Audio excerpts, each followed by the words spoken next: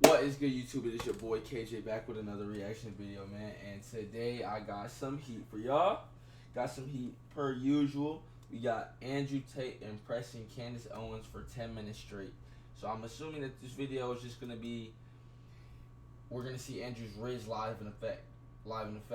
Andrew, this is my dog. You know what I'm saying? I agree with some of his takes. You know what I'm saying? The pimping.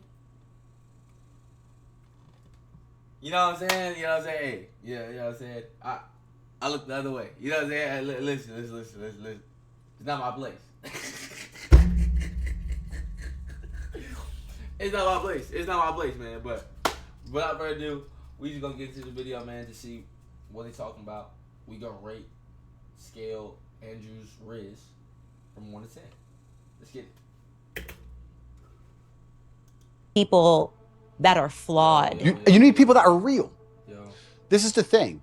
Yo. I'm not particularly political. I didn't consider myself particularly political, but it looks like I'm kind of ending up there. And like I said, I'm a realist, which puts me on the conservative side, and I'm not stupid. And I understand very well about the world and propaganda and what they're trying to do to us. So you end up being a conservative by default. Yep. But you're a real person if you have flaws. If you want to sit and tell a disadvantaged youth growing up in the south side of Chicago how he's supposed to live his life from your perfectly manicured garden and your white picket fence, you're not going to get through to that person. They don't care what you have to say. It actually becomes a bit of a turnoff. Absolutely. Another thing that conservatives is going to blow their minds, is going to really upset them. What they don't understand about especially the strength of my message is that to especially the young boys of the world, I'm cool. I'm cool. And I know they think that doesn't matter, but if you want to sit behind a desk and go, the Republican Bill 304, you're a dork, so no one gives a right? You're a nerd. I've got the big cars and pretty women, and I live the... Loser. Oh my goodness. That's a fact. He's spitting. We don't care what you have to say because we don't want to be you. They hate us because they ain't us.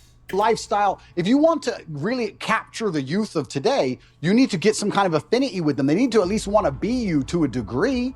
You need to at least be their hero to a degree. This is where liberalism wins. I don't think a lot of conservatives understand that liberalism's sexy. You do drugs, you run around, you burn stuff. It's cool. You get a party. Because what do conservatives do? Stay home. It's boring, right? At least what they don't understand is that conservatives will sit there and go, he's a terrible role model because he has all these pretty girls in this fast car and he's a materialistic. That's the reason I can actually help the world. That's the reason young boys will listen to me. You said it yourself, 14, 15-year-old boys, they'll look at my life and go, okay, I want to listen to this guy. They don't want to listen to me if I sit behind a desk and read Republican Bill 308. I don't read that crap. I don't know. And they don't care. And I also think that especially in the masculine realm, we certainly like to see people lead by absolute and utter example. Because traditionally we would be following our commander or the man we respected into war. So we'd like to know he can at least fight. You like to see he's at least brave. You like to see him lead by example. And I think especially if conservatives want to win the culture war, then they need to lead by example. If you're gonna be a conservative preacher and you want to tell men about how they should live their lives, you should be as strong as possible. You should look in shape. You should be big. You should show you're motivated, you're disciplined. You should absolutely, of course, we all have vices, but you should be very disciplined with your outlook. You should make it very clear to the outside world that what you've done wrong, what you haven't done wrong, you should take accountability. I think you need to lead by example. I don't think you can preach to men. I don't think you can preach to young boys. I think that's the reason why they don't do so well in school in general. I don't think that's the reason why they're disenfranchised. I think you need to just lead by example and let them follow. And I feel like I'm kind of doing that by just standing up and saying, no, this is who I am and I'm unapologetic for it. And this is what I've done. And this is what I intend on doing. And I'm going to try and save the world. Women are conditioned to act a certain way before marriage, but also during marriage, men and women are conditioned differently. If you have a man who's been married for 10 or 15 years, and let's say he doesn't sleep with his woman anymore, and he goes on TV and says, me and my woman have been married for 15 years, we no longer have sex, I'm not satisfied, I should leave. Everyone will say to him, no, you can't leave. You can't leave her just because she won't have sex with you. Are you out of your mind? Are you crazy? Stick by your woman. She has an emotional problem, etc. If you had a woman who said, I've been married for 15 years, I've been with him, I'm not attracted anymore, I don't have sex with him anymore, you deserve freedom, you can go get someone. Facts. You go, sis, you go take care, period. He's making points right now. He's making points right now. if an average rando man was complaining because he wasn't getting no punan, and because he was getting no punan, he was gonna leave, even though sex affects us way more. If a woman were to come and put the same argument and say, "Oh, he's not doing the X, Y, Z, he's not throwing it down, he's not laying it down," she would have 10,000 women in her comment section telling her, "Oh, sis, you deserve better than that. You deserve blah, blah." That's actually facts. That's Someone facts. else, why are you putting up with this? His feelings aren't your responsibility. So it's actually very interesting. Also, the psyop happens post-marriage. Women are also attacked post-marriage to not try, not stick around, not worry about their husband's needs. Speaking to your point, one thing I speak to the young women that follow me about is making an effort after you get married. This idea, I was reading this ridiculous column, Ask Jane, where a guy was writing in earnest saying, you know, I love my wife. She's a wonderful mother to our children. We've been married. She had one child. Two years later, she gained 50 pounds and hasn't lost it. Yeah. And the Jane wrote back to him and yelled at him for saying, he's like, I'm not attracted to her anymore. I don't want to. Just yelled at him for even saying this. And I'm going, no, why are you yelling at him for being honest? The idea that marriage is a finish line. Hey. I don't like fat hoes. I'm gonna be real with you. I'm gonna be real. I don't like fat hoes. If I wanted to marry a fat hoe, I would have got with one. You feel me? But that just would never work. I'm the type of dude, I like to work on my body. I like to enhance my body. Not through any other means, but working out. I like to get my health right and improve upon myself. If you're not on that same time, there's gonna be conflict. But I don't even think I would ever be in this situation. But it's one thing you put on a little bit of baby weight. All right, whatever, cool, that's fine. Shoot, probably get a little thicker. Hey, shoot, I ain't tripping. I'm not gonna say I don't like them a little plump. You know what I'm saying? A little plump ain't that bad. A little plump, shoot, hey, come on. You feel me? More meat on the bone. You feel me? But if it's getting out of hand, you gonna either have to get to the gym or get out of my house. Is problematic. Sue me. Oh, well, I got the guy. I pretended that I like to work out and go to the gym, and now that I've got him, I'm going to gain 200 pounds, and he's just stuck with me. Yeah. That is a poisonous mentality. You should make an effort for your husband. You don't just start a company and go, okay, I'm rich now. No, you got to work on that company every day. It's rented. You don't just get in shape and go, I'm in shape now, it's done. No, absolutely everything's the same, and a relationship is exactly the same, and I completely agree with you. I think the reason a lot of men are also rejecting marriage is, one, because there's not many wives to find, but two, I think a lot of men find themselves very unhappy in marriage because the women have no interest at all in satisfying them, like you said, or no interest at all in their needs. And they end up scared of divorcing her because they're going to be bankrupt in a marriage where they don't feel respected. Kids don't listen to them, and they're not the king of their own household. So what would be the attraction in getting married unless you're going to be the king of your own household? And that can be extrapolated and discussed in two different ways. One about feminine submissiveness, but also about masculine accountability and excellence. Because I think if you're truly an excellent man, you can be the king of any household. So It's very interesting. It's kind of interesting how all arguments come back to almost the same base biological things. And you teach women to be good women, you teach men to be good men, and everything kind of works out after that. And if you break those two things, everything built on top of it completely degrades and breaks down. It's done on purpose because they have the world so confused now that they can come at us with absolute garbage, and it needs a discussion. If we had the basis of masculinity and femininity in the household, how much harder would the transgender argument be to implement? Think about it.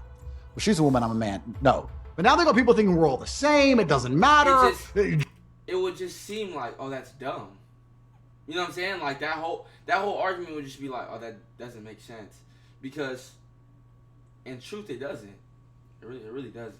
You know what I'm saying? It's like you trying to overwrite thousands of years of,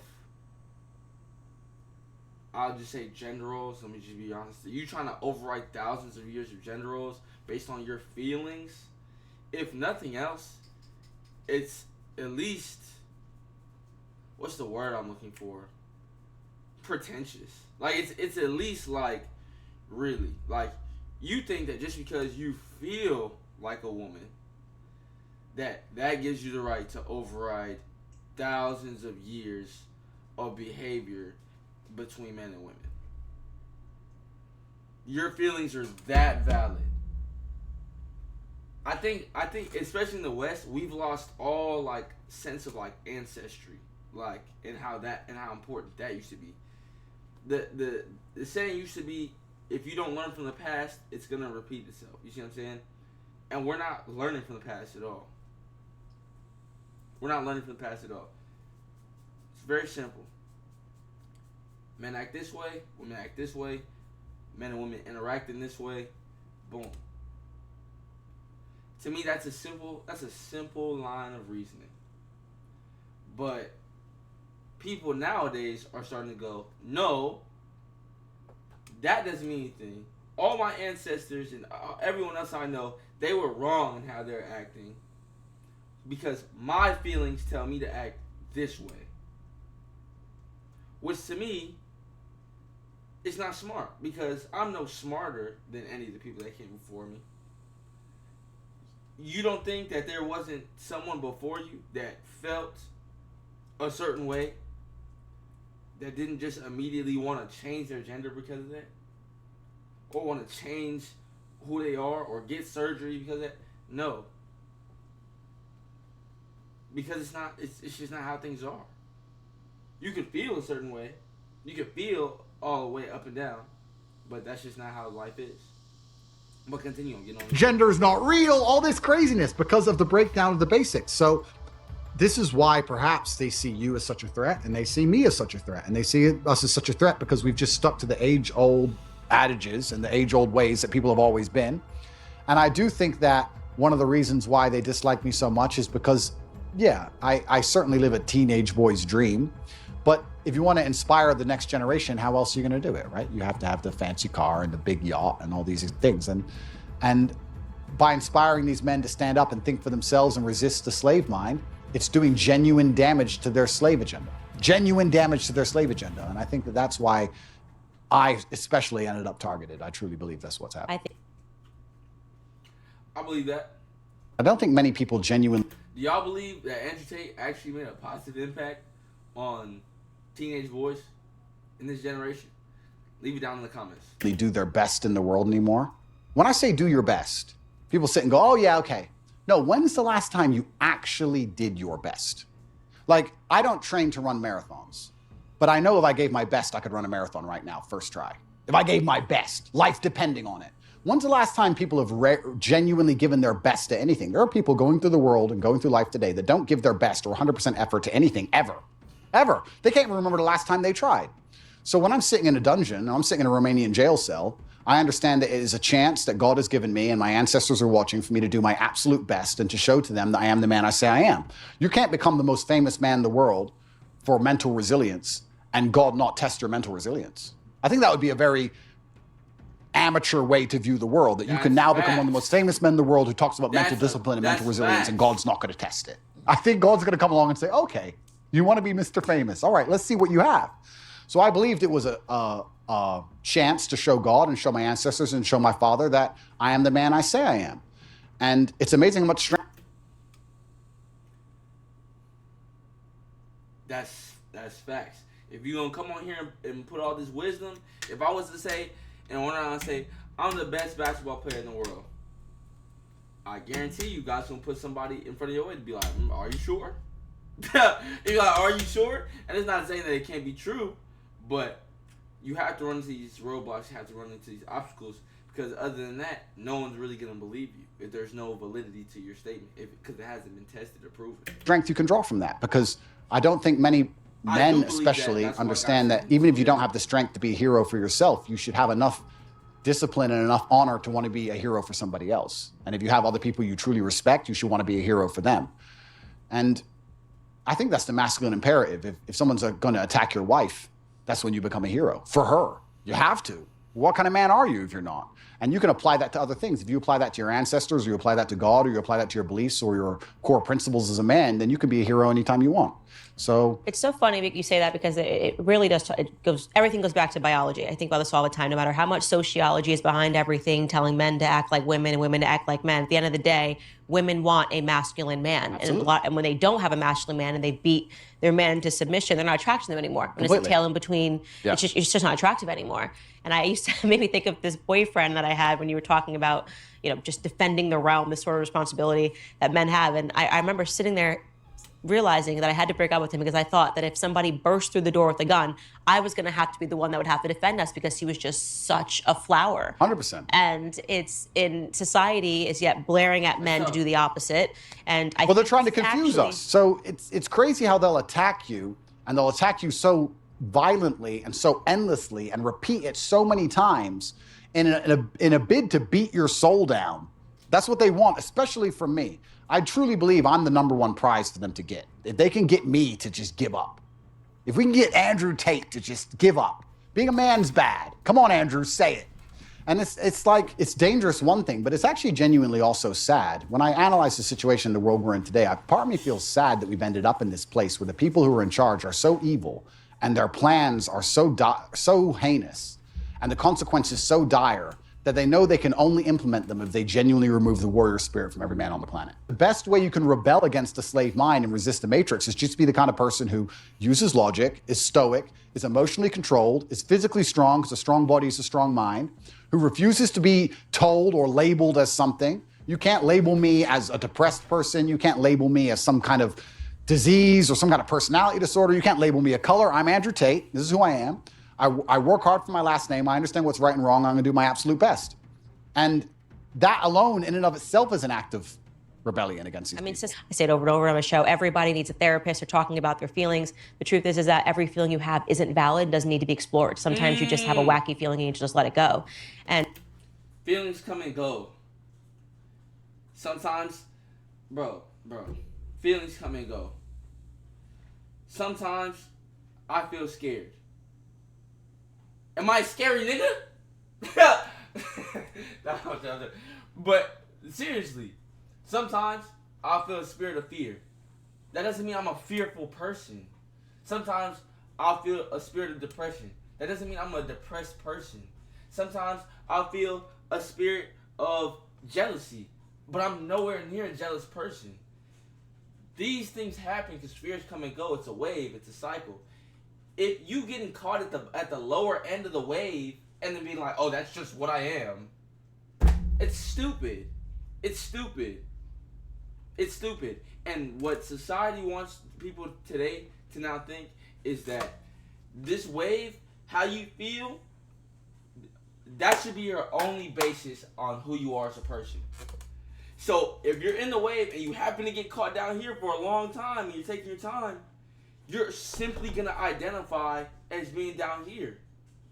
There's a lot of, here's my best example. There's a lot of men out here that, and strictly due to society and the way the matrix and the way society is set up, there's a lot of men out here that feel less than as a man. They feel not as masculine as the other man. They feel not as superior as the next man. And because of that, and because society is beating down, number one, expectations of what a true man should look like, which is ridiculous. They're also shoving down your throat all the ways that in which you lack as a man. So they're saying, hey, not only do you not look like this, but you don't have this. That feeds into your brain, and you're looking all around. You're looking like, well, shoot, I must not be a man, or I must not be a strong man. And that's what leads people down this funnel into changing their sex and depression and homosexuality and all these type of things, because you're trying to measure yourself up to the next man when you shouldn't try to be the next man. You should try to be the best man. You see what I'm saying? Don't try to be the next man. Be the best man. You feel me? Because once you realize that you're being the best man and your best man, that's as good as it gets. That's as good as it gets, G. And that's the best that you can be. The best that you can be is equal to the best that the next man can be. He might have a better car than you. He might have bigger muscles than you. He might have a better chick, or not a better chick, but he might have a more attractive chick than you. He might have a better job than you. You know what I'm saying? But he's not you. So his plan, or his attributes is for him. And if that happens to be his best man, you especially shouldn't be worried about it because you haven't even put in the work yet to be your best man. If you're not the best version of yourself, stop looking at people that are the best versions of themselves and being like, oh man, I just can't compete. I just can't compete. Bro, you haven't even maxed out your build. Imagine, I'm a shot creator, right? And I admire a 99 overall sharpshooter, right? Because they're hitting threes and I'm just so captivated by their game, right? Or no, imagine I'm a shot creator and I'm admiring a 99 overall slasher because he's dunking on everybody and he's getting all these legs and he's getting tough finishes, right? But yet I'm only an 80 overall shot creator. Bro, you don't even have the necessary mindset to make that judgment because you're not even 99 yet, Chief. You haven't even maxed out your own build. And I guarantee you, by the time you do max out your own build, you're going to get to 99 shot creator and be like, man, F that, man. I'm about to take these fadeaways and cash. You know what I'm saying? And now you're going to appreciate your own game. You're going to appreciate your own version of the best man that you can be because that's the plan that God had for you. He didn't want you to be a slasher. Because if he wanted you to be a slasher, he would have made you a slasher. He said, okay, I'm going to make him a shot creator because that's how he's going to best positively impact the world. So people need to stop comparing.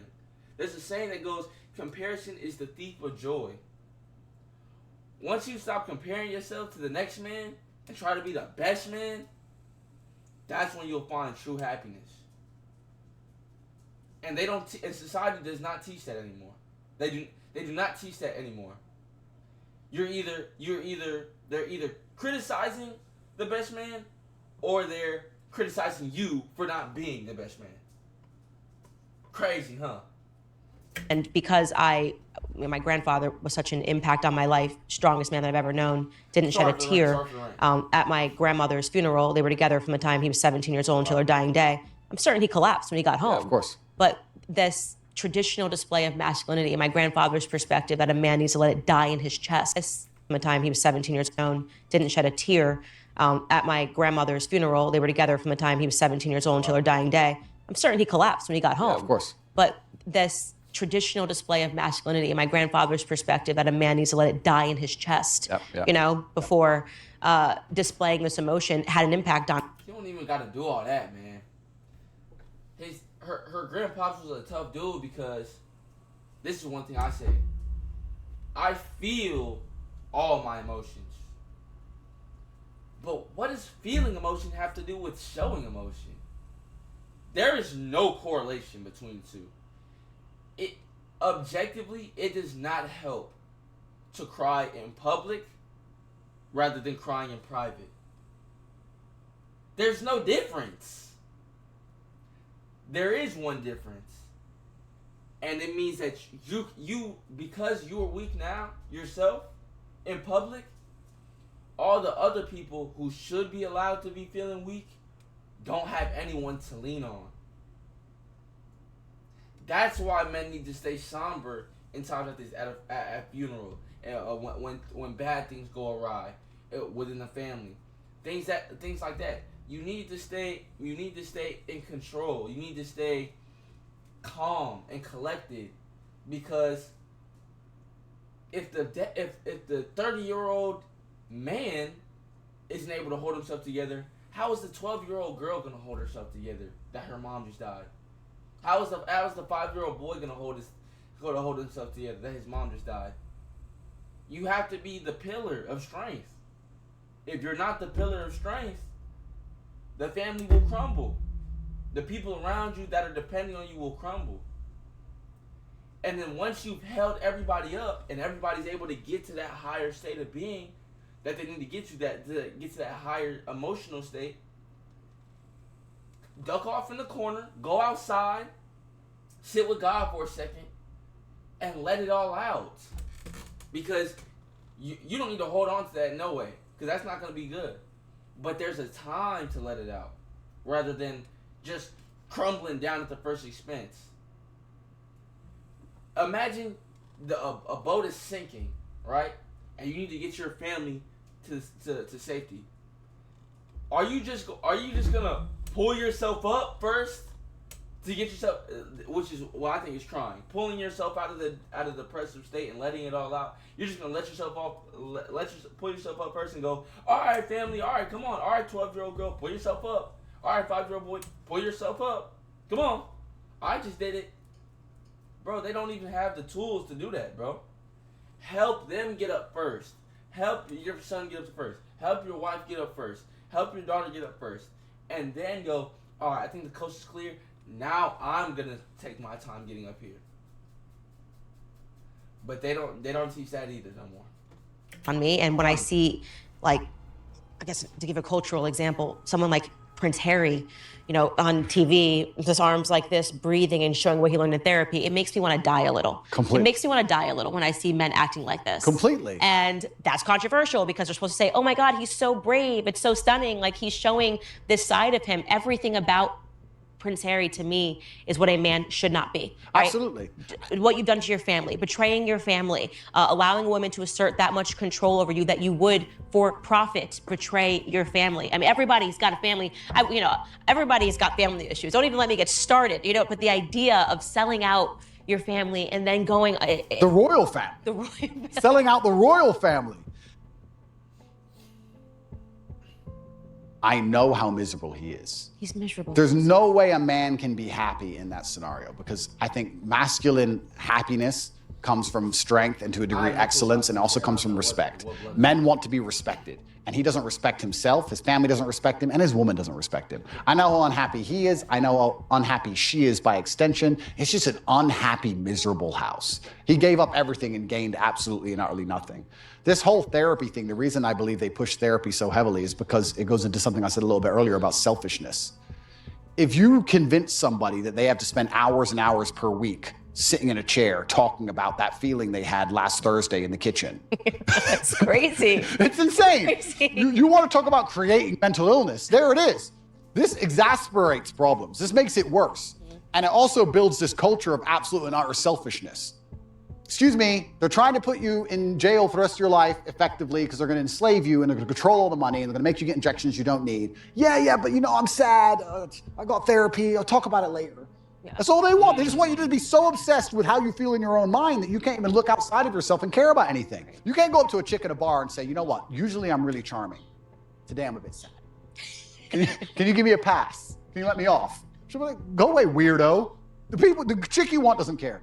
The job you're supposed to perform at doesn't care. If the man who wants to mug you decides to pull a machete, he doesn't care. You can't say, bro, I'm not in the mood for a fight today. Tomorrow, please. Nobody cares. So why do you care? All the people out here in the world don't care, but you're gonna sit there and you're gonna care. You're gonna be the only person in the world who cares. You're gonna walk around telling everybody, trying to find somebody who gives a shit. Good luck. Because what's going to happen is you're going to walk around feeling sorry for yourself, trying to find somebody who cares. You might find somebody who pretends to care long enough for you to get a little bit of dopamine. But all in all, you're wasting time in a hyper-competitive world where people like me, who perform regardless of how they feel, are just going to perpetually bury you. I think Margaret Thatcher said the best upbringing you can have is good parents and no money. Because you look at Prince Harry, you can't talk about anything better for a perfect upbringing. Royal family, come on. It's not his fault, right? Royal family, fine. If you don't give a man struggle, look what he becomes. Tell me the kind of man, if I were to say to you, imagine a man who's never struggled in his life. Physically, mentally, everything's gone perfect for him. He's born in the royal family, everything's been perfect for him his whole life. Is that the kind of man anybody respects? Is that the kind of man anyone wants to be? And struggle is subjective, right? So Prince Harry dealing with his current problems of his wife nagging, to him that's full mental breakdown, right? My problems are obviously much larger, but struggle is subjective. To us, they're almost on the same level, but if you were to compare them side by side, they're absolutely nothing. So as a man, you have to build resilience, and you build resilience through going through something and building a tolerance to it. And this guy's had such a privileged life that he's ended up a miserable, depressed, unhappy person. So this is what's actually very interesting. When men come to me or young boys come to me and talk about something bad that happened to them, I said, good. Absolutely, not really good. You should be glad that thing happened to you, because that's the reason you're gonna be the man who can resist the perils of life in the future. If bad things don't happen to you, you're gonna end up like Prince Harry. I'm glad. You don't want to end up like that dude, do you? No one does. Yeah, exactly. So your life's going to be so easy. You're going to get to the end result, and your wife's just going to wreck you. Even if we look at Harry and Meghan and how they interact in their home, I obviously don't know. But I can almost guess to the T the arguments they're having. I can imagine him saying, I gave up my family for you. This is what you wanted. I gave you what you wanted. Why aren't you happy? I gave you everything you liked. And he's trying to use a logical or an emotional, well, he's trying to use an emotional argument, but it ain't gonna work because she doesn't respect him. He's trying to use a logical argument with her, trying to understand why she treats him so badly after he completely and utterly complied. But humans are biological, and she, as a woman, wanted him to be a man. She wanted him to have some degree of parameter and barrier.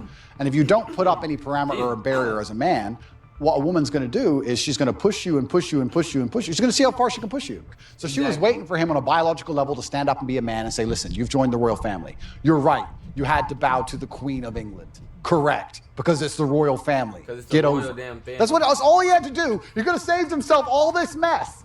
He could have saved himself all the running away and looking like a fool and upcoming divorce and all this garbage if he would have just put his foot down. He never did. And she was trying to inspire in him the warrior. I think a woman sometimes tests a man to say, okay, how much will he put up with? Because they want to see, are you a man or not? What if a man's giving you shit? What will you do? They want to see if you're about it. And she was just testing him, and he failed every time. And that's why he's tried to please her. And now he's in a situation where he's asking her why she's unhappy when he's given her everything she wants. And she's unhappy because you gave her everything she wants because you're a punk. Women don't want neutered men. They don't. Absolutely. Even if they personally neuter them themselves. The funny thing about that's the funny thing about women though, is that they'll personally, It's not what they want in the end. they'll personally, that's the funniest thing to me, is that women will purposely try to push you into a state of weakness and then leave you because you're weak.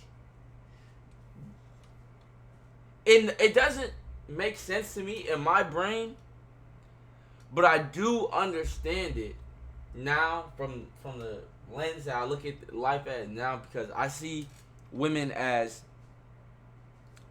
I don't know if this is the wrong way to look at it, but I see women as a challenge to be conquered. You know what I'm saying? They're gonna throw some shit at you that's like, what the fuck? Like, you know what I'm saying? Like, why? You know what I'm saying?